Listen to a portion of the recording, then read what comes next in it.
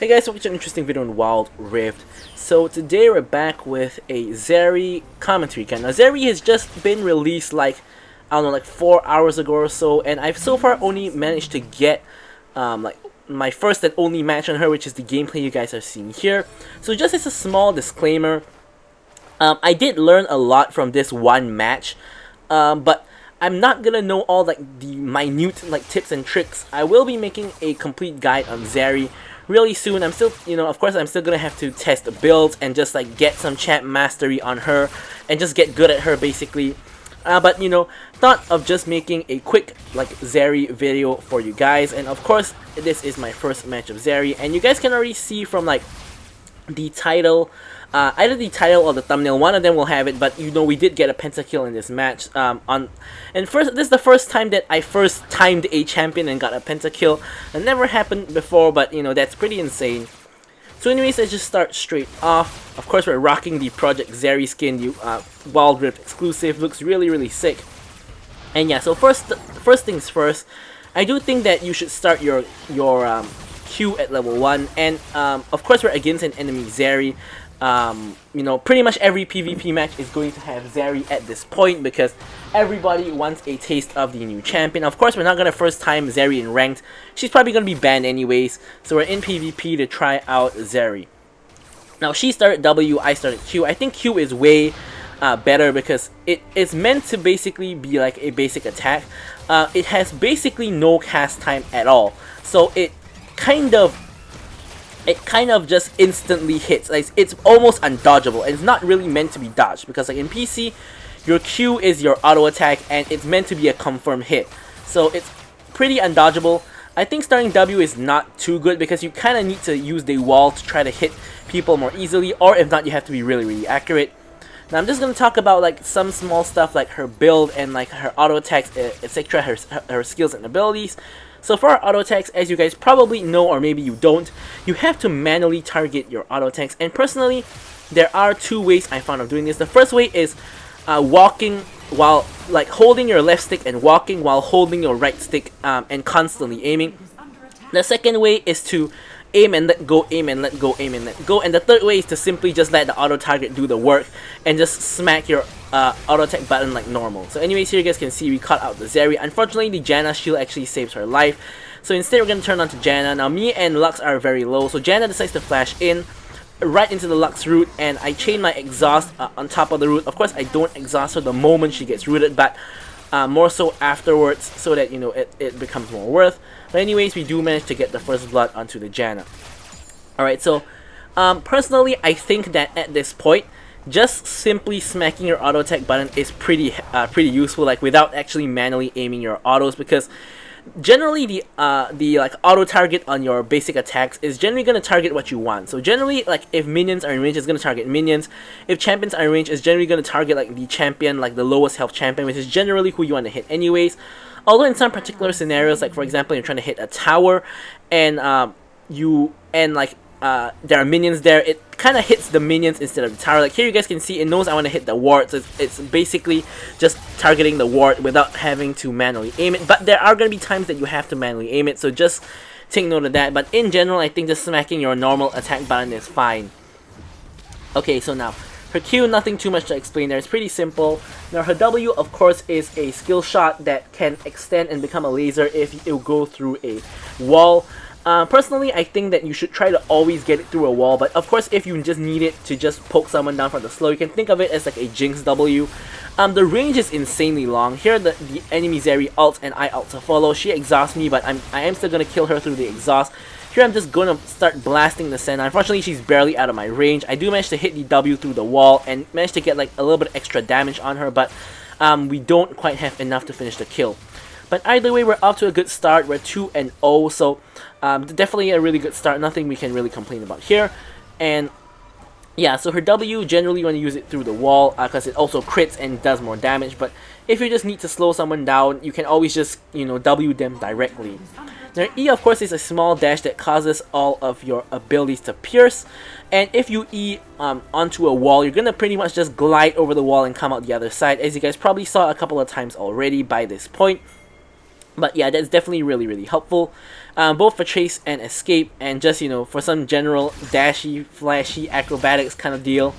And her ulti, you guys probably saw it already. You basically like explode AoE, giving like you like AoE damage, and you know, you get stacks, and every stack you get bonus movement speed.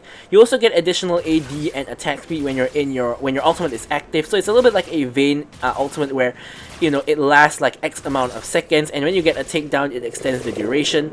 We'll probably be seeing that quite a bit in this gameplay, of course, because, you know, every champion's gonna ult quite a bit. Anyways, here.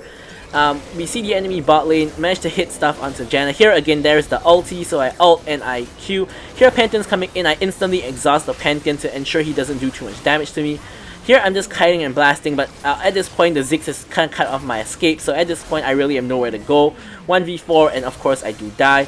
Zoe comes in after me and Lux have both already died, so there's not too much that she can do. So now I'm going to talk a little bit about the build.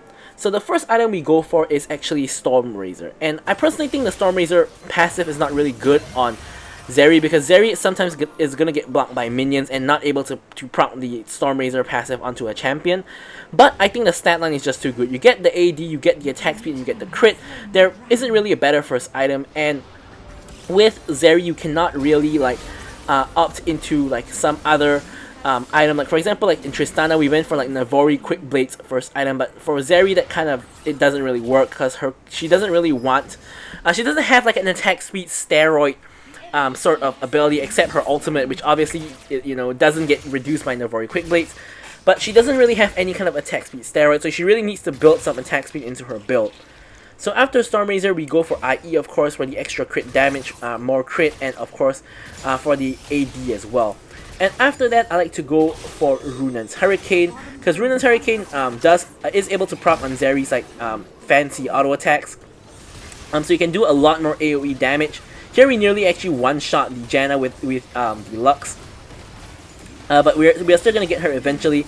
Here's a really close fight between me and Zeri, but I am able to come out on top.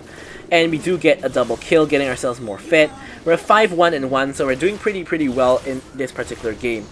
So after you get your Runan's Hurricane, I'm gonna be getting myself the Moral Reminder. And the reason why I'm getting Moral Reminder instead of LDR is because, as we mentioned, Storm Razor is essential, IE is essential, we need Runan's Hurricane as well, and our last item we're going to build is Bloodthirster, and Bloodthirster is also essential. So pretty much in this case, there's no point to go to 125% crit, so instead of getting the LDR, we're just going to go ahead and get the Moral Reminder instead.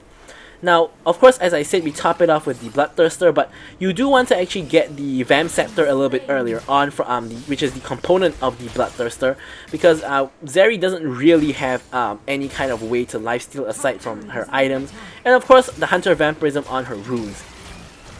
So here, I'm just taking the red buff, of course, as I'm really fed. Red buff is going to be really beneficial to me, so I'm just going to pick that up real quick.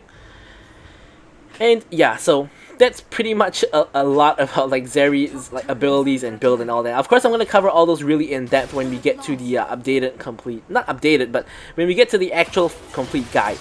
Not the updated one, because obviously Zeri just come out, nothing really to update there.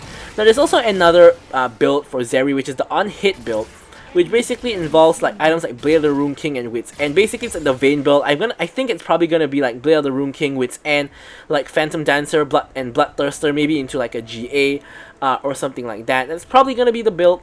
We'll have to see. We'll have to see how it goes, and I'm of course definitely gonna test that out as well. All right. So anyways, here we're caught another fight. Here you guys can see that I use the E to reposition myself over the wall. Unfortunately, it's not really going to help me all that much though, because I still end up dying. But I do end up picking up a kill in return. But unfortunately, Wukong gets my shutdown. And Wukong, you guys can see, the Wukong on enemy team is really fed.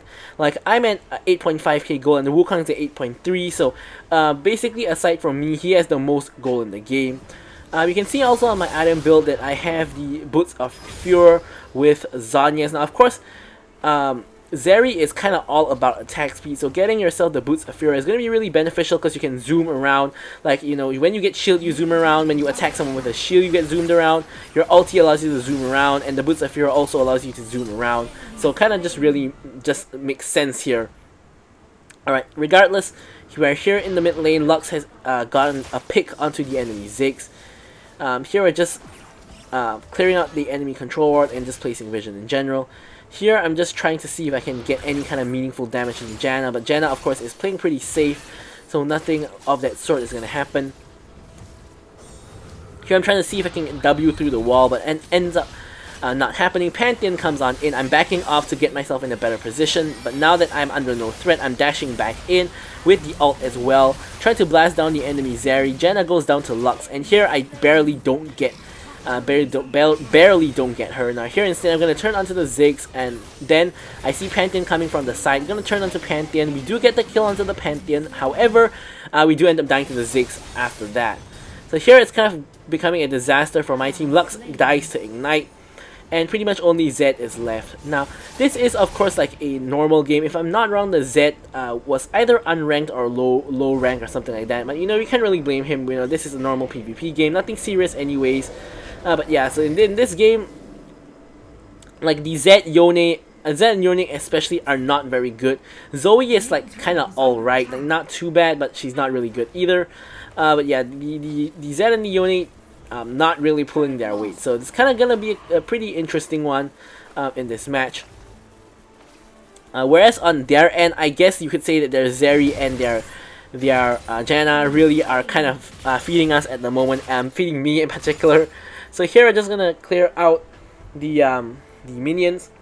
And then, you know, we're not going to waste any time, especially because we know the Zed is not a very good player. We do want to take the jungle farm so that we can get ourselves more fed, get ourselves to our item breakpoints, and then get to a point that we can carry our team. Here Zed already finds himself in a horrible position, blows his flash, teleports back into that horrible position off his shadow, and just dies. So here Wukong tries to go onto me. Deluxe is with me though. I exhaust the Wukong to prevent him from doing too much damage. The enemy team is coming though. I managed to finish him off with the ulti. I'm gonna hop over the wall like that, and unfortunately I barely cannot reach the Ziggs. So here I try to flash forward to reach the Ziggs. Unfortunately, he's still left at 1 HP, and now I'm in a horrible position. I do pop the stasis to try to survive, but Pantheon, you know, just spears me, and I just end up dying. And here, you know, the team gets aced again. Pantheon is going to die to the Ignite though, and now Zed has come up because obviously he was the first person to die, and that fight kind of lasted long enough that he's already respawned. So here Zed is going to try to go for the Zeri, and Zed should be able to assassinate Zeri. Zeri's just another ADC, but I'm not too sure what's going on here. He uses all his abilities before his death mark, and then he proceeds to then just die to Zeri. Like obviously Zed, you need to activate your ult first before you use all your abilities, but this guy did not do that. So yeah, clearly not a very experienced Zed player. But yeah, so unfortunately he does end up dying to the Zeri.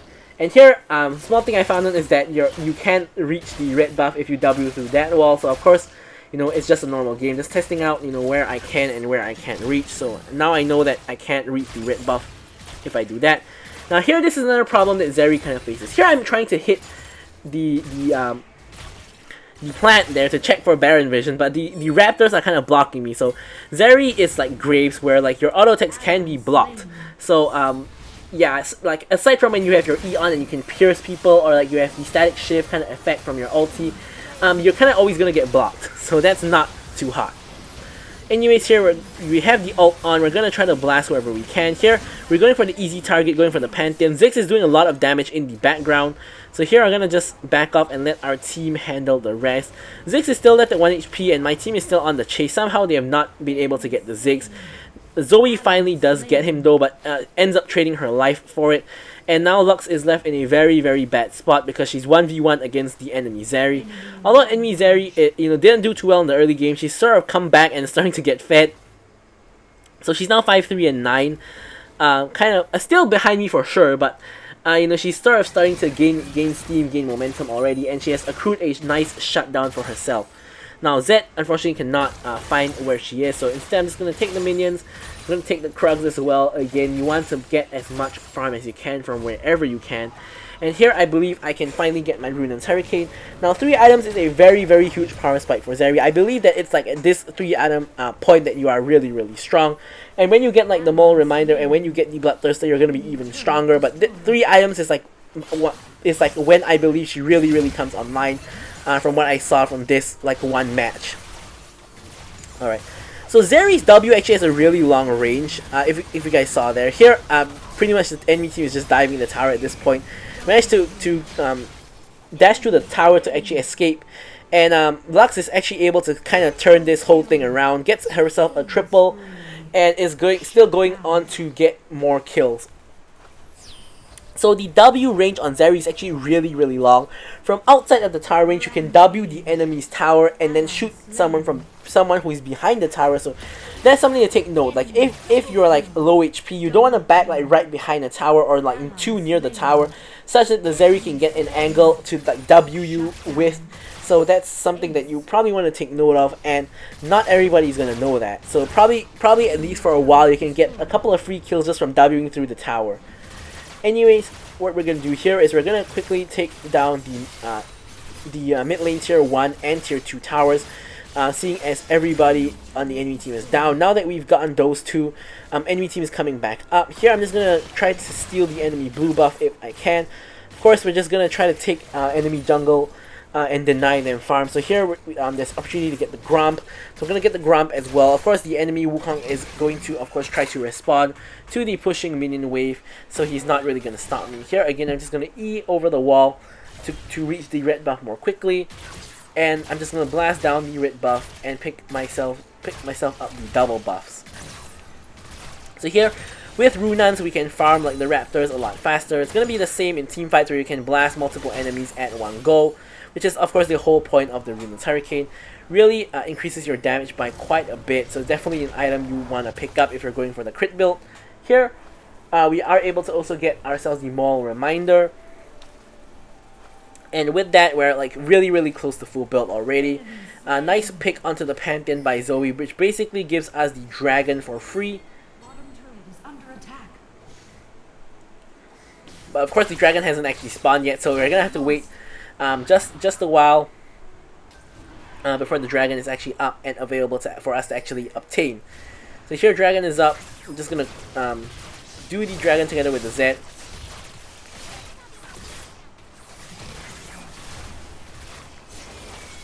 Ziggs ult comes through, but Zed is able to successfully smite the Dragon.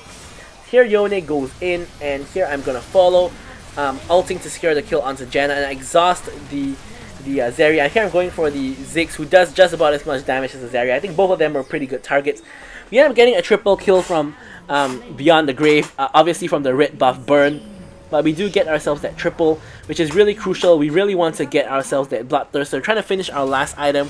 While this was happening the whole time Wukong was split pushing, he managed to make it to the inhibitor. But unfortunately for him, he's not able to actually get the inhibitor itself. So quite a good attempt by Wukong on the split push.